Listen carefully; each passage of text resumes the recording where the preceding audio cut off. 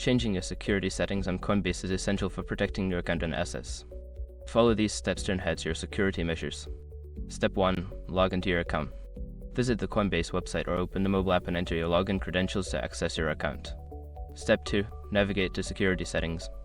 Once logged in, go to the settings menu. On the website, click on your profile icon in the top right corner and select settings. In the app, tap on the menu icon and find settings. Step 3. Enable two-factor authentication.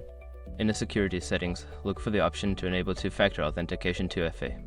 Follow the prompts to link a phone number or an authentication app to add an extra layer of security. Step 4. Review account activity.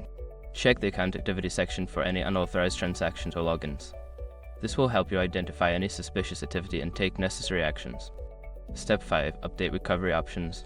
Before starting recovery, use the s.com link in the description to open the account recovery checklist generator and make sure your verification details are ready. By following these steps, you can effectively change and enhance your security settings on Coinbase.